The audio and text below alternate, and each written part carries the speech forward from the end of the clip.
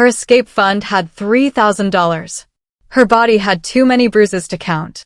But her life would change forever, not with the money, but with a cup of black coffee. The bright, ugly light in the diner bathroom felt harsh. Imani Adebayo looked at herself in the mirror. She pressed a cheap concealer stick against the dark, purple bruise on her left cheek. The makeup was meant to hide the marks, but it wasn't working anymore. "It's fine," she whispered to herself. The lie tasted bitter. Just one more month. Save enough money, then leave. Just one more month. She had been telling herself that for 6 months. 6 months since her new life in Seoul had turned into a prison. At 25, she was supposed to be happy, teaching English and exploring a new culture. Instead, she was trapped. Her boyfriend, Cole, had seemed so charming when they met. He was intense and protective. She didn't see the red flags. She thought it was love. Now she knew it was control. So she worked. She worked double shifts at this 24-hour diner, hiding her bruises and saving every dollar she could. She had a secret bank account Cole didn't know about. $3,000. It wasn't enough. She needed $5,000. Enough money for a deposit on a new, safe apartment. Enough for a plane ticket home if she needed it. Enough to just disappear. "Imani! Table 7 needs service," her manager shouted. She flinched, then put on her work smile. It was a fake smile, one she used to hide her fear. She walked back out to the diner floor. A single man sat at table 7. He looked completely out of place in the worn-out diner. He wore an expensive black suit and had a powerful, quiet energy. He was probably in his late 30s, with sharp features and dark, intense eyes that seemed to see everything. He was reading something on his phone. "What can I get you?" Imani asked, holding her notepad. "Coffee. Black." His English was perfect. Then he looked up. His eyes lifted from his phone and met hers. And everything stopped. His expression didn't change, but his eyes narrowed just a little. He was looking at her, really looking. She felt like he could see right through her. He didn't just see the makeup. He saw the bruise. "You're very clumsy," he said quietly. Imani's heart started to pound. I beg your pardon." "The lie you tell," he said, his voice calm. "You say, I'm clumsy, or I walked into a door. That's the one, isn't it?" "I'm sorry, sir, I don't know what." "Did you?" he interrupted. His eyes moved down to her wrist, where her sleeve had slid up just a little. He saw the other bruises, the ones shaped like fingers. "You must be very, very clumsy." Imani quickly pulled her sleeve down. Her face burned with shame. I'll get your coffee." She rushed to the kitchen, her hands shaking. Most people pretended not to see her bruises. They were too polite or too scared. This man, he looked at her like he already knew her whole story. When she brought his coffee, he was still watching her. "Sit," he said. "I'm working, sir." Sit." It wasn't a mean voice, but it was a voice that expected to be obeyed. She looked around. The diner was almost empty. At 2 a.m., there was only one other table. She felt like she had no choice. She slid into the booth across from him, staying on the very edge of the seat. "Your name is Imani," he said, reading her name tag. "I am Park Jin-woo." He took a sip of his coffee, his eyes still on her. How long? How long what?" "Don't," he said softly, but his voice was sharp. "I've seen this before. I know the signs. The bruise on your cheek is new. The ones on your wrist are a few days old. You're wearing long sleeves in the summer to hide more. And you flinch when a man speaks to you." He leaned a little closer. "So, I'll ask again. How long has he been hurting you?" Tears burned in Imani's eyes. She couldn't stop them. 8 months. "And you're still with him?" "I'm saving money," she whispered, the words tumbling out. "I have a plan. I just need more time." "Time?" Jin-woo's laugh was cold. "Men like him don't give time. They take it. It gets worse. Today, it's bruises. Tomorrow." He didn't finish the sentence. He didn't have to. "I'm handling it," she insisted, but her voice was shaking. "Are you?" He reached into his suit and pulled out a simple, black business card. It was made of heavy paper. It had only a name and a phone number. He slid it across the table. When you're ready to really leave, he said, when you're ready for help, you call this number. Imani stared at the card. Why would you help me? You don't even know me. A shadow crossed Jin-woo's face. He looked sad for a second. Let's just say I don't like men who hurt women. I have resources to make them stop. Permanently. Before she could say anything else, he stood up. He left a 50,000 won bill on the table, far too much for a cup of coffee, and walked out. Imani stared at the card. Her hands were trembling. She should throw it away. This man was dangerous. She could feel it. Getting involved with him seemed like a terrible idea. But she slipped the card into her pocket. 3 days later, her plan fell apart. Her shift ended at midnight. She was so tired, her whole body ached. Cole had been in a rage the night before because his dinner wasn't ready, and he had been rough. She was walking to the bus stop, holding her bag tightly, when she heard footsteps. Too many. Imani. She froze. That wasn't Cole's voice. She turned. 5 men stood there. They all wore dark clothes and were watching her with mean, hungry eyes. You don't know us, the leader said in broken English. But we know you. You're Cole's girlfriend. He owes our boss a lot of money. Imani's blood turned to ice. I don't know anything about his debts. We don't care, the man said, stepping closer. He isn't paying. So, we take something he cares about. He told us you're worth a lot of money. He smiled, and it was pure evil. We're going to find out if he's right. They all moved toward her. Imani backed away, her mind screaming. This was it. This was how she was going to die. Or worse. All because of Cole. A sleek, black car suddenly pulled up to the curb. It was silent and fast. The men jumped back in surprise. The driver's door opened, and Park Jin-woo stepped out. He looked different than he had in the diner. He was still in an expensive suit, but there was something new about him. He looked absolutely dangerous. Gentlemen, he said calmly in Korean. Then he switched to English for Imani's sake. You're in my territory. Explain yourselves. The leader tried to act tough. This isn't your business. You are threatening a woman. That makes it my business, Jin-woo said. You are threatening this woman. That makes it my personal problem. Her boyfriend owes us. She is under my protection, Jin-woo said. It wasn't a warning. It was a fact. Your protection? The man laughed. Since when? Since now, Jin-woo's voice dropped, becoming cold and deadly. Leave. Don't come back. And tell your boss that Cole's debt is now my problem. The woman is off limits. The men looked at each other. They were trying to figure out if they could take him. Whatever they saw in Jin-woo's face, it made them decide to back down. Fine, the leader spat. But Cole still owes. Cole is about to have bigger problems than debt, Jin-woo interrupted. Go. They turned and left. They walked away fast. Jin-woo turned to Imani. His face softened, just a little. Get in the car. I don't. Imani, he said. His voice was a command, but it was also gentle. Please. Get in the car. She got in the car. His apartment was in one of the most expensive buildings in Seoul. A private elevator took them right up to his penthouse. The living room was massive. One entire wall was made of glass, showing a glittering view of the whole city. Imani stood in the middle of the room, shaking. Sit, Jin-woo said, his voice softer now. I'm calling a doctor. I'm fine. You don't have to. You are not fine, he said, dialing his phone. Sit. A doctor arrived in 20 minutes. She was a professional woman with a kind face. She examined Imani's bruises, the new ones and the old ones.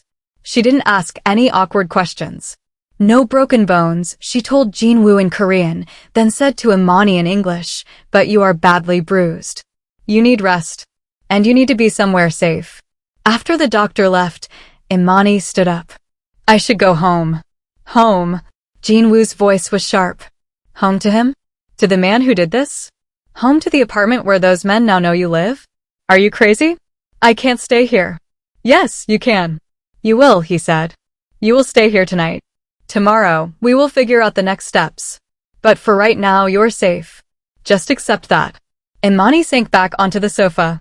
She was too tired to fight. Who are you? She whispered. Really? Jin-woo was quiet for a long time. He looked out the window at the city lights. I'm a businessman, he said. I have power in the city. I have resources. I know people who owe me favors, and I know people who are afraid of me. And right now, all of that is here to help you. But why?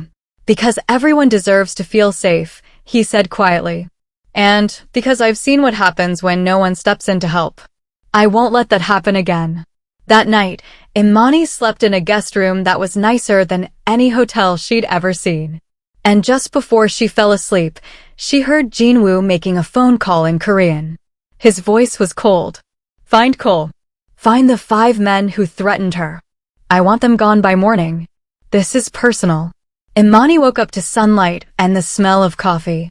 She found Jin-woo on the balcony, already dressed in a perfect suit, looking out at the city. Good morning, he said. There's coffee inside. She poured a cup. Her hands were still a little shaky. What happens now? Now you're safe. Permanently. What does that mean? Jin-woo turned to face her. His expression was calm, but his eyes were serious. It means Cole and the 5 men are gone. Imani's blood ran cold. Gone? You mean, you killed them? I mean they are no longer in Seoul, he said. Cole has been relocated to a small town far away. He has very clear instructions. Never return to the city. Never contact you. Never even say your name. If he does, he will be punished. And the 5 men? They received a similar arrangement. They won't bother you again. You did all that? In one night. I told you. I have resources, he said. And I meant what I said. This was personal. Why is it personal? She asked, needing to understand. You don't know me. A look of deep pain crossed Jin-woo's face. I had a sister. She was younger than me. She was sweet and kind, everything good. She met a man. He seemed nice.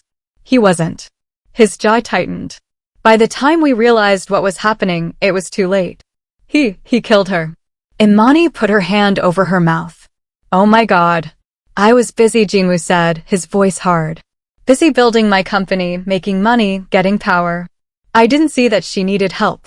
By the time I understood, she was gone. I couldn't save her. But I can save you.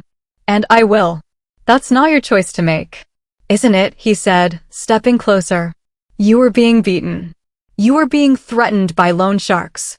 You were one bad night away from disappearing. I stopped that. I removed the threats. I gave you safety. You're welcome. I didn't ask for your help. No one ever does, he said. But you needed it. Now you have a choice. He pulled a thick envelope from a drawer and put it on the table. There's 10 million won in there. Enough to start over. New apartment, new job, whatever you need. Take it and go. Build your life. I'll make sure no one bothers you. Or, Imani asked, seeing the look in his eyes. Or, stay here. With me. Let me protect you properly. Let me. He seemed to struggle with the words. Let me show you what it feels like to be truly safe. That's crazy. I don't even know you. You know I'm dangerous, he said. You know I'm powerful. And you know I keep my word. You also know that you felt safer in my car last night than you have in months. That's enough to start with. Imani looked at the envelope full of money. Then she looked at Jin-woo. Her mind was spinning. She should take the money and run. This man was dangerous. He made people disappear. He was probably a criminal, maybe even Mafia. But he had also saved her life. He had treated her with respect. He had made her feel safe. If I stay, she said slowly, what does that mean? It means you live here. In safety. In comfort. I protect you. I provide for you. He paused. In exchange, you give me time. Time to prove that this is real. Time to see if what I feel is real. What do you feel? Her heart was racing.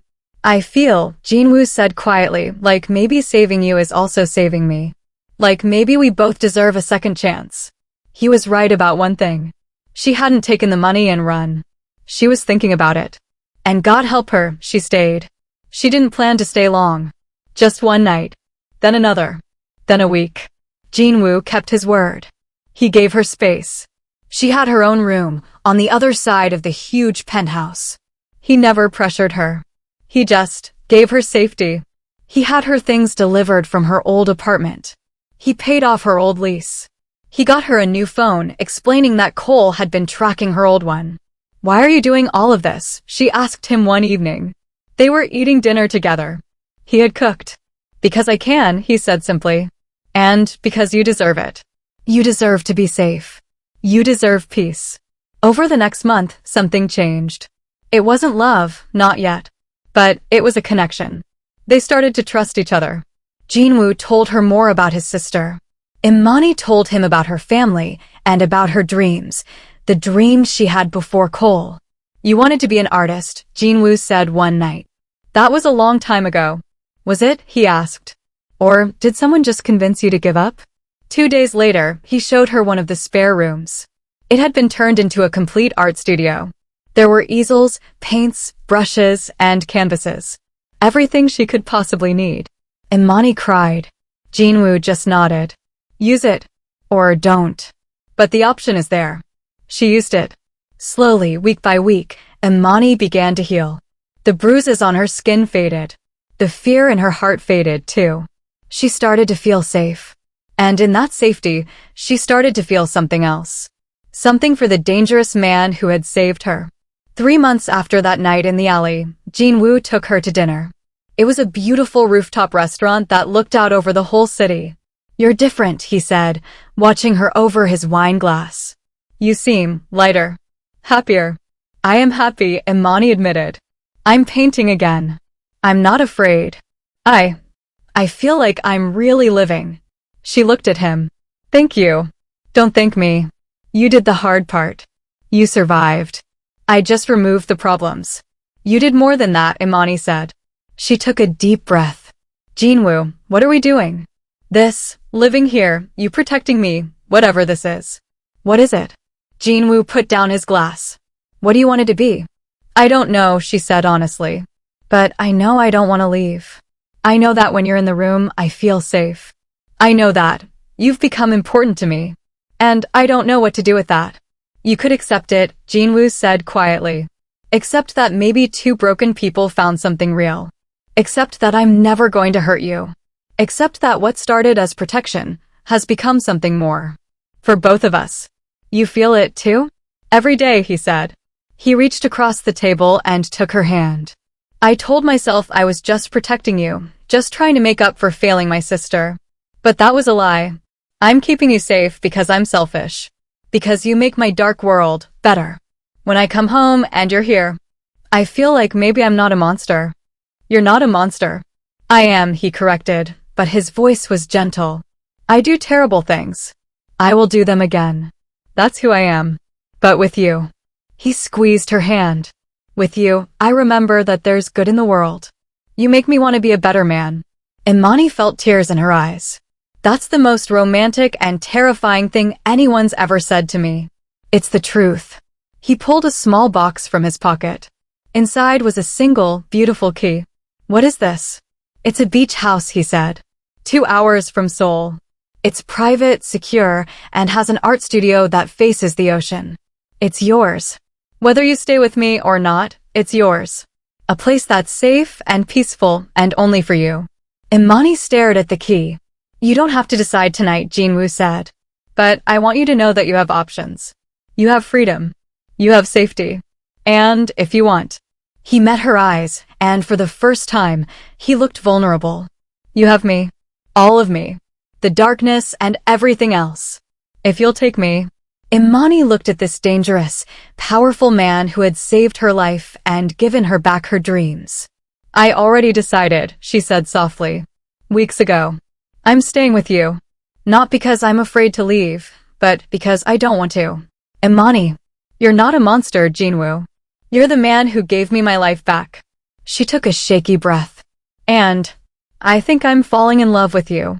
His control finally broke. He stood up, pulled her to her feet, and kissed her.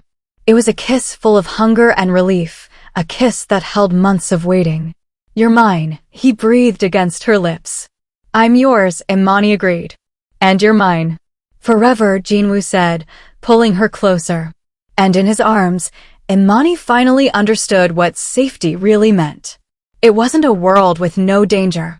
It was having someone who would burn the world down to keep her safe. If their story touched your heart, subscribe to Afro-Korean Soul Tales, where every connection is a destiny.